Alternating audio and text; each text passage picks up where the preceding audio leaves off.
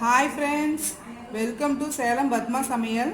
இன்றைக்கி நம்ம என்ன பார்க்க போகிறோன்னா ஒரு ஹெல்த்தியான ஒரு ஸ்வீட் டிஷ்ஷு.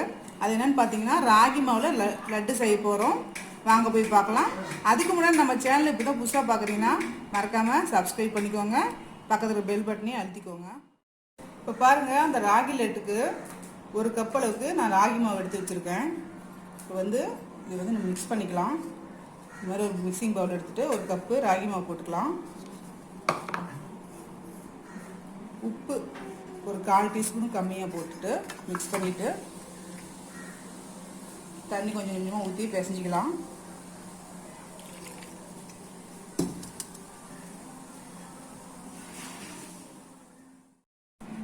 தண்ணி ஊற்றிடாதீங்க, கொஞ்சம் கொஞ்சமாக தெளித்து பிசைஞ்சிக்கோங்க.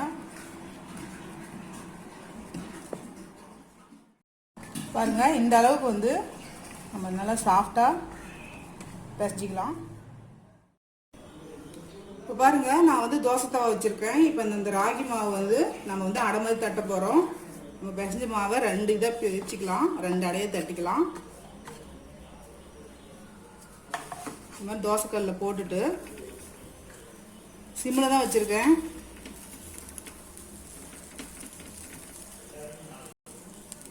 தண்ணி தொட்டு இப்படி நல்லா நம்ம அடை மாதிரி தட்டிக்கலாம்.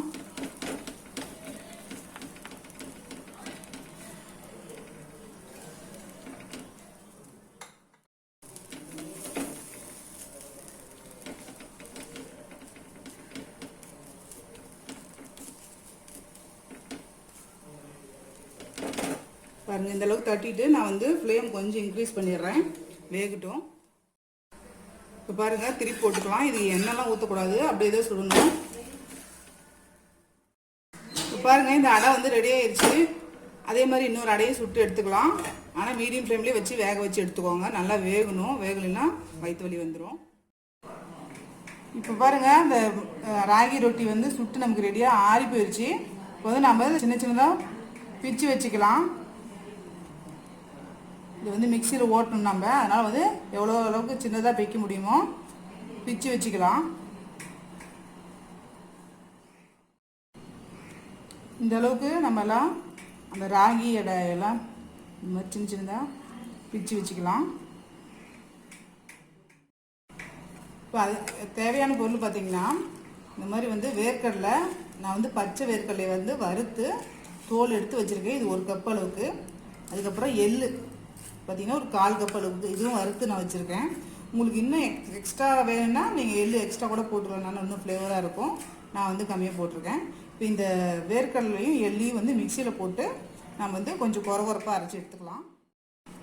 இப்போ வேர்க்கடலையும் எள்ளும் பாருங்கள், இந்த அளவுக்கு கொரகொரப்பாக அரைச்சிக்கணும், ரொம்ப நைஸாக அரைக்கக்கூடாது. இப்போ இதை ஒரு பக்கம் வச்சிடலாம். இப்போ நம்ம இந்த ராகி இருக்கு இல்லைங்களா, ராகி அடை, இதை மிக்சியில் போட்டு இதையும் நம்ம நல்லா அரைச்சிக்கலாம். இப்போ பாருங்கள், நான் ராகி அடையும் இந்த மாதிரி அரைச்சிட்டு வந்துட்டேன். பவுல்லே கொட்டிக்கலாம். இதையும் இதை நல்லா மிக்ஸ் பண்ணிக்கலாம்.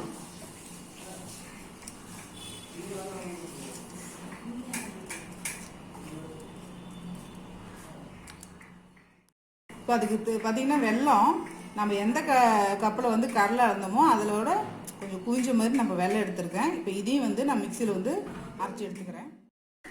இப்போ இந்த அரைச்ச வெல்லத்தை இதில் போட்டுக்கலாம். கொஞ்சம் கொஞ்சமாக போட்டு மிக்ஸ் பண்ணிக்கலாம்.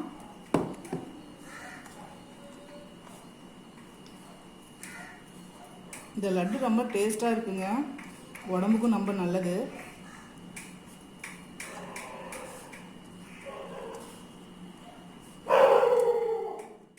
பாருங்க, மீதி வெல்லத்தையும் நான் போட்டுட்டேன்.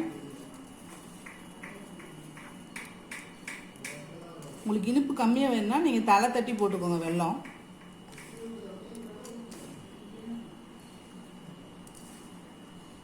நல்லா பிசை பார்த்தீங்கன்னா கொஞ்சம் வெல்லம் அப்படியே மெல்ட் ஆகி உங்களுக்கு உருண்டை பிடிக்கிற அளவுக்கு வரும்.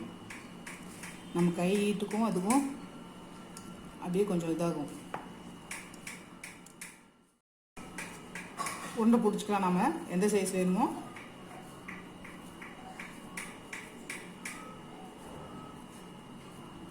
அவ்வளோதாங்க, நம்ம ராகி லட்டு ரெடிங்க. இந்த மாதிரி எல்லாத்தையும் நம்ம உருண்டை பிடிச்சிக்கலாம்.